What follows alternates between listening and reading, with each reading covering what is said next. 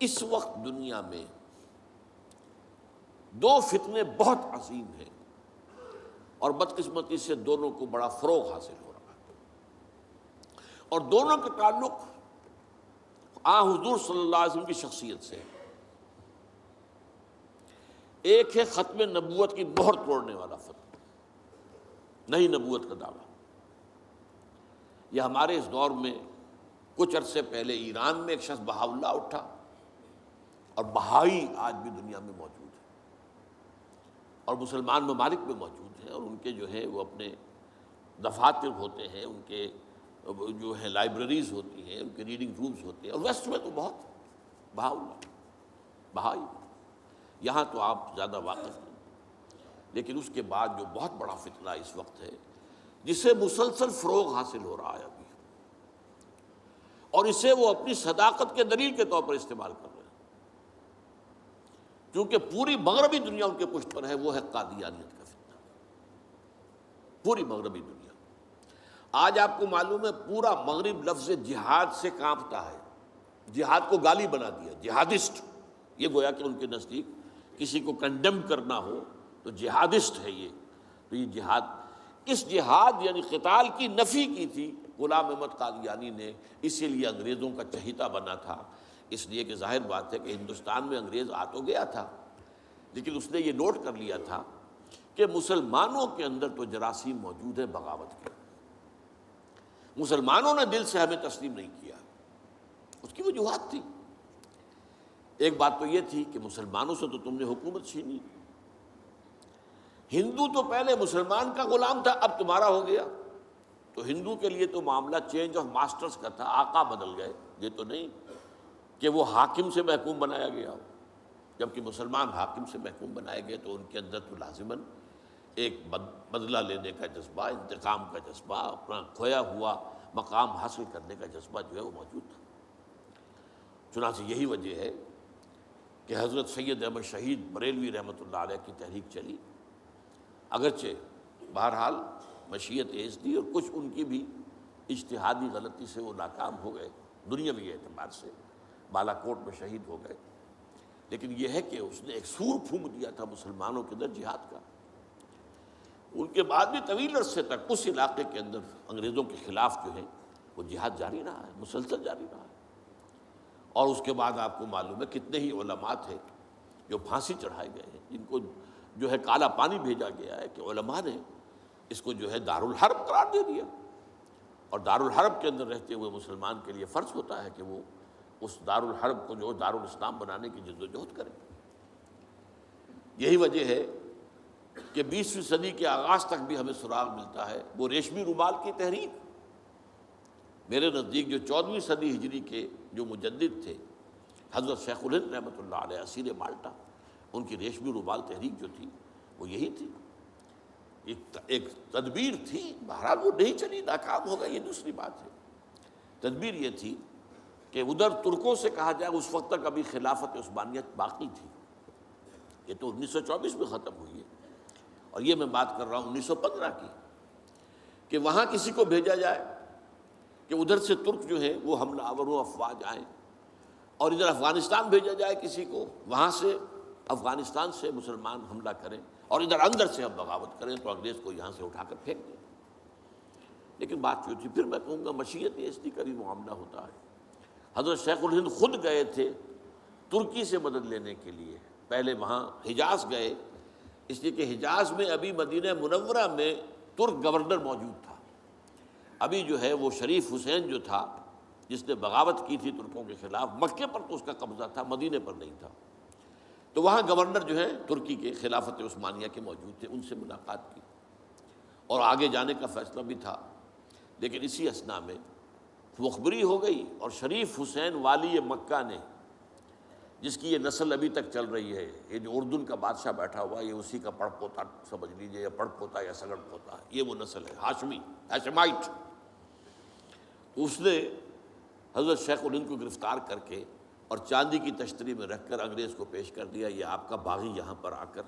اور آپ کے خلاف سازشیں کر رہا ہے۔ اور دیکھیے انگریز انہیں کہاں لے گیا، مالٹا، میڈیٹرینین سی کا ایک جزیرہ، بحیرہ روم کا، آخر ہندوستان میں بھی تو واپس لا سکتا تھا، ہندوستان کی کسی جیل میں نہیں۔ اقبال کے نفس سے ہے لالے کی آگ تیز، ایسے غزل سرا کو چمن سے نکال دو، تو وہاں رکھا ہے انہیں 4 سال وہاں پر وہ، اور ٹی وی جو ہے وہ اپنی آخری حد کو پہنچی ہے تو چھوڑا ہے کہ ہماری اگر قید کے اندر یہ انتقال ہو گیا ان کا تو پھر طوفان اٹھ جائے گا۔ تو ایک فتنہ تو یہ ہے جو ختم نبوت کا، چونکہ اس قتال کے خلاف فتویٰ دیا تھا، دین کے لیے حرام ہے اب دوستو قتال، قتال فی سبیل اللہ ختم ہو گیا، لہذا انگریزوں نے ان کا چہیتا بنا، ان کے فتنے، آج بھی پورا ویسٹ جو ہے، یورپ میں، امریکہ میں، انگلینڈ میں آج کل ان کا مرکز ہے، اور ان کے خطبے جو ہیں اس کے امام جو کہلاتا ہے خلیفہ، وہ آپ کو معلوم ہے کہ وہ سیٹلائٹس کے اوپر جو ہے وہ نشر ہوتا ہے۔ دوسرا فتنہ جو ہے جو اپنی تاثیر کے اعتبار سے اس پہلو سے اس سے بھی زیادہ خطرناک ہے کہ وہ زیادہ پھیل رہا ہے اور اس کا ادراک اور احساس نہیں ہے۔ ختم نبوت کا معاملہ تو ایسا ہے جو اتنا واضح ہے، کسی کا نبوت کا دعویٰ کرنا اتنا واضح ہے کہ ہر مسلمان سمجھ لے گا کہ واقعی وہ تو دائرہ اسلام سے خارج ہو گیا، اور جو اسے مانے وہ دائرہ اسلام سے خارج۔ چنانچہ یہ فیصلہ جو ہے ہمارے ہاں آپ کو معلوم ہے سرکاری سطح پر، حکومتی سطح پر، ریاست کی سطح پر، پارلیمنٹ نے طے کیا کہ قادیانی خواہ وہ ربوائی ہے اصل قادیانی، خواہ وہ لاہوری ہے جو لاہوری احمدی اپنے آپ کو کہتے ہیں، وہ دونوں دائرہ اسلام سے خارج ہیں۔ لیکن یہ دوسرا فتنہ وہ ہے کہ جو اندر ہی اندر جیسے دیمک جو ہے لکڑی کو کھا جاتی ہے، ان کا یہ فتنہ ہے انکار حدیث کا فتنہ۔ قرآن مانیں گے، قرآن کو سمجھیں گے، حدیث ہاں ٹھیک ہے، حدیث اپنی جگہ ہے، اس میں اخلاقی تعلیمات جو ہیں ان کو ہم سر سے سینے سے لگائیں گے، لیکن مطاع جو ہے حضور کی ذات صرف اپنے زمانے کے لیے تھی، بعد کے لیے نہیں۔ میں نے جو آج آپ کو آیات سنائی تھی، قل اطیعوا اللہ واطیعوا الرسول، اے نبی کہہ دیجئے اطاعت کرو اللہ کی اور اطاعت کرو رسول کی صلی اللہ علیہ وسلم۔ فَإِن تَوَلَّوْا، پھر اے نبی اگر یہ پیٹھ موڑ لے، فَإِنَّمَا عَلَيْهِ مَا حُمِّلَ وَعَلَيْكُمْ مَا حُمِّلْتُمْ، تو ان سے کہہ دیجئے، انہیں یہ بات بتا دیجئے کہ جو ذمہ داری ہم نے ڈالی اپنے رسول پر وہ اسی کے مسئول ہوں گے، جو ذمہ داری تم پر پڑی ہے اس کے مسئول تم ہوگے۔ وَإِن تُطِيعُوهُ تَهْتَدُوا، اور اگر تم ان کی اطاعت کرو گے تبھی تم ہدایت پر ہوگے۔ دوسرا سورۃ تغابن کی آیت میں نے آپ کو سنائی تھی، وَأَطِيعُوا اللَّهَ وَأَطِيعُوا الرَّسُولَ فَإِن تَوَلَّيْتُمْ فَإِنَّمَا عَلَىٰ رَسُولِنَا الْبَلَاغُ الْمُبِينُ، اطاعت کرو اللہ کی، اطاعت کرو رسول کی صلی اللہ علیہ وسلم۔ پھر اگر تم نے پیٹھ موڑ لی تو جان لو کہ ہمارے رسول پر تو صرف پہنچا دینے کی ذمہ داری تھی، آگے تم مسئول ہو کہ تم تک جو پہنچا دیا گیا تھا پیغام تم نے اسے قبول کیوں نہیں کیا۔ یہ جو اطاعت رسول ہے یہ دائمی ہے، یہ ایسا نہیں ہے کہ صرف حضور اس کے لیے الفاظ استعمال کر دیتے ہیں۔ وہ مرکز ملت اپنے دور میں اپنے زمانے میں مرکز ملت تھے محمد صلی اللہ علیہ وسلم، لہٰذا امیر جماعت کی حیثیت سے، امیر ملت کی حیثیت سے ان کا حکم مانا جانا ضروری تھا۔ لیکن آئندہ تو جو بھی امیر ہوگا، جو بھی مرکز ملت ہوگا، جو بھی حکومت بنے گی، جو بھی مسلمانوں میں حاکم ہوگا، ان کی اطاعت فرض ہے۔ اور یہ فتنہ اس تیزی سے پھیلا ہے، اس تیزی سے پھیلا ہے، اس لیے کہ شریعت کی بہت سی پابندیاں ان لوگوں نے اسی حوالے سے حدیث کو اٹھا کر پھینک دیا۔ پردہ کوئی شے نہیں ہے، کوئی خاص شے نہیں ہے، پردہ جو ہے یہ تو ایک خاص دور کا کلچر تھا بس۔ اب قرآن مجید کی آیات کی جو ہے وہ غلط تعویلیں کر رہے ہیں، ترجمے غلط کر رہے ہیں۔ اب عام آدمی جو ہے، عام جدید تعلیم یافتہ آدمی جو ہے اسے کہاں عربی کا پتہ ہے، وہ اسے کہاں پتہ چلتا ہے کہ یہ جو آیت کا ترجمہ کیا جا رہا ہے یہ غلط کیا جا رہا ہے، ٹیڑھا کیا جا رہا ہے۔ یہی آیات کے ترجمے میں تحریف قادیانیوں نے کی ہے۔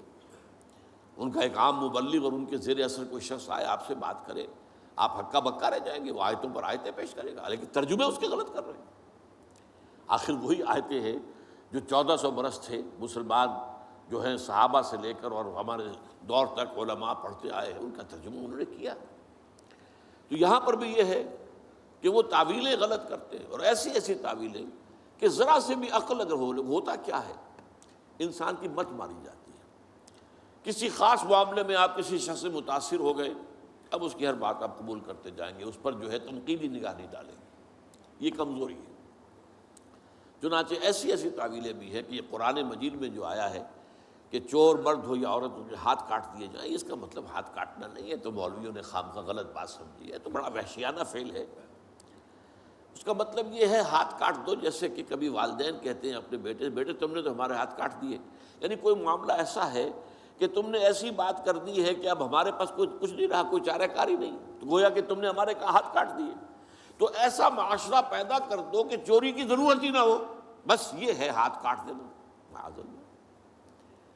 حالانکہ قرآن مجید اس کے بعد کہتا ہے جزاء لما کسبا نکالا من اللہ، یہ جو سزا ہے اللہ کی طرف سے اور ان کے کیے کا کرتوت کا بدلہ ہے، یہ بات کہی جا رہی ہے۔ تو یہ جو ہے ایسا نظام قائم کر دینا، یہ کوئی سزا ہے، یہ کوئی عبرت کی بات ہے، یہ تو بہت اچھی بات ہے۔ لیکن یہ کہ وہ لوگ جو پرویز غلام احمد پرویز، عجیب بات یہ ہے کہ پنجاب نے یہ دو غلام احمد پیدا کیے، غلام احمد قادیانی، غلام احمد پرویز، ایک نے مہر ختم نبوت کو توڑا اور ایک نے حدیث کے بارے میں اور مستقل طور پر سنت رسول کو شریعت کے بنیاد ہونے کی حیثیت سے چیلنج کر دیا۔ اور یہ فتنہ میں آپ سے عرض کر رہا ہوں، آج چونکہ جیسے قادیانیوں کو پوری مغرب کی سپورٹ ہے، ایسے اس فتنے کو بھی، کیونکہ وہ کلیش آف سویلائزیشن میں اسلامی تہذیب کو ختم کرنے کے درپے ہو گئے ہیں، اور اسلامی تہذیب کا اور شریعت کا دار و مدار اکثر و بیشتر تو حدیث پر ہے، سنت پر ہے،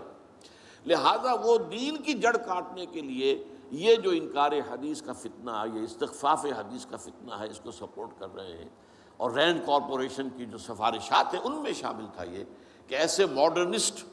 کہ جو اسلام کی ایسی تعبیریں کریں جو ہماری تہذیب کے ساتھ مماثل ہو جائیں،